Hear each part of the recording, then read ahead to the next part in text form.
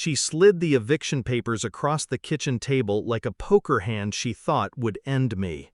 Her smirk was small, but it cut. "Don't take it personally," she said. "This was always my house." I didn't flinch. Instead, I pushed a folder toward her, slow, deliberate. She opened it with the arrogance of someone who believed she'd already won. I watched her face shift, smirk curdling into panic, as her own signature stared back at her. That was the moment, the payoff. But let me tell you how I got there. Backstory: the smile behind the knife. When I first met her, she hugged me so tightly I almost believed it. She smelled of lavender and control. She told me she was happy her son had found someone who balanced him. I mistook it for approval. Back then, I was in love, blind.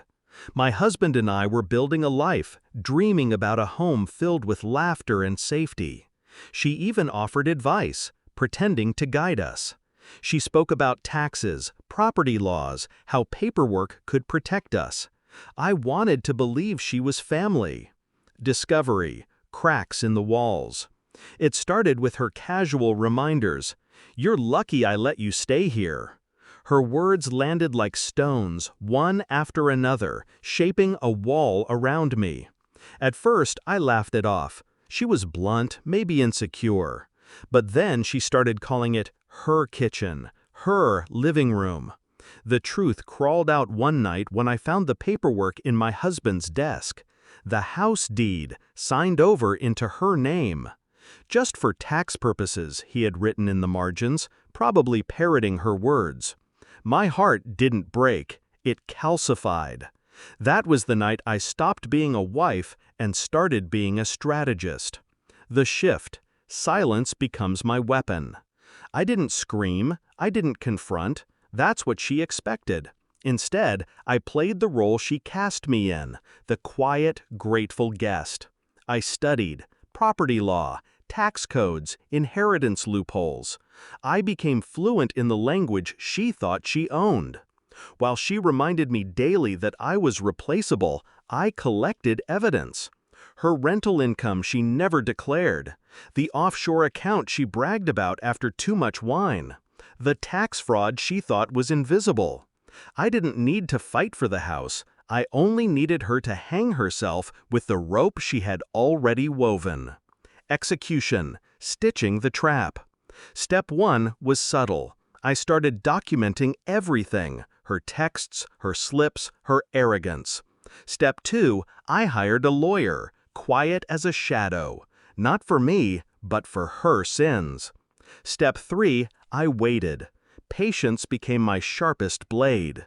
Because timing isn't everything, it's the only thing. She thought I was weak. She mistook silence for surrender. But silence is where plans grow teeth. The confrontation, her fall. And so here we were, her sliding eviction papers at me, expecting me to crawl out like an insect. "Pack your things," she said, with a smile that almost resembled victory. I slid the folder forward. "You first." She frowned, opening it. Inside were copies of her undeclared income, proof of her falsified tax returns, and the letter from the IRS investigator triggered by an anonymous tip. Her eyes darted, panic blooming.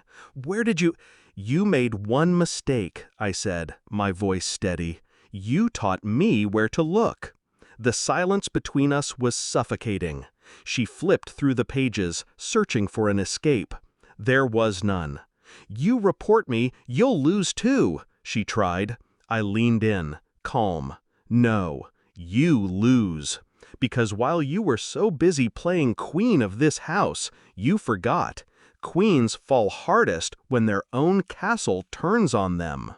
She swallowed, the smirk gone, replaced by the pale realization that the game was no longer hers. Resolution: my house. She didn't evict me that day. She couldn't. The IRS seized what was never truly hers. Investigations unfolded, quiet but devastating. The deed? It was worthless in her hands once her assets froze. But in court, with her fraud exposed, my lawyer ensured the property was transferred back into my husband's name, this time locked legally beyond her reach. She thought she held the power because she had the paper. But paper burns. Evidence endures. Now, when I walk through this house, I don't hear her voice. I hear my own footsteps, measured, strong, unshaken. Justice isn't always loud. Sometimes it's a folder sliding across a table, carrying the weight of silence turned into strategy. And sometimes the sweetest sound is not the slam of a door closing behind you, but the quiet of knowing they can never lock you out again.